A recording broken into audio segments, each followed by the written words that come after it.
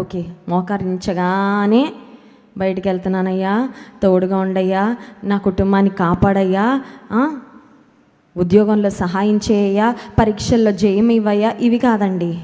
నా హృదయము యెహోవా యందు, lord I rejoice in you, నేను నీ యందు ఆనందిస్తున్నానయ్యా, నీ యందు నేను సంతోషిస్తున్నాను. ఆమె దేవునితో చెప్తుంది, దేవా ఈ కుమారుణ్ణి నీ సేవకు సమర్పిస్తున్నప్పటికీ నేనేమీ బాధగా చేయట్లా, సంతోషంగా చేస్తున్నా. స్తోత్రం చెప్దాం, హల్లెలూయా.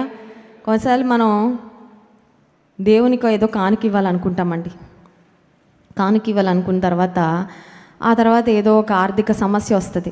అంత పెద్ద కానుక ఎందుకు అనుకున్నానో అనుకోకుండా ఉంటే చూడండి, sometimes we make a commitment and then we regret. అయ్యో, నేను సాక్ష్యం చెప్దాం అనుకున్నాను కానీ అంతమంది మధ్యలో నిలబడితే నా చేతిలో నిగిపోతాయే, అందరూ చూసి నవ్వుతారేమో, ఇది కూడా ఒక సాక్ష్యమేనా, ఇది కూడా చెప్పాలా అనుకుంటారేమో. కొన్నిసార్లు ఏదో చేయాలనుకుంటాం, తీర్మానం తీసుకుంటాం, దేవునికి మాట ఇస్తాం, తర్వాత రిగ్రెట్ అవుతా ఉంటాం. హన్నాలో అలాంటి రిగ్రెట్ మనకి, what ever I decided to do for the lord, I will do it with Joy and gladness and I continue to rejoice in him.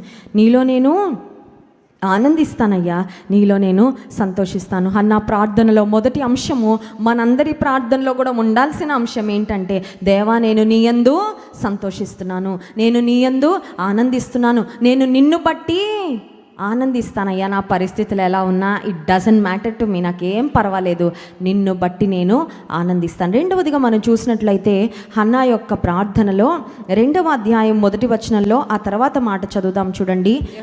యెహోవా యందు నాకు మహాబలము కలిగెను, నీ వలని రక్షణను బట్టి సంతోషించుచున్నాను, నా విరోధుల మీద నేను అతిశయపడుదును. యెహోవా వలన నాకు మహాబలము.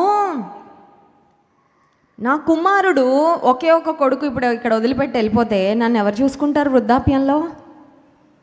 నా భర్తకి ఎవరుంటారు ప్రక్కన? కొడుకు ఉంటే, ఇంట్లో ఉంటే వాళ్ళ నాన్నకి చేదోడు వాదోడుగా ఉంటాడు కదా.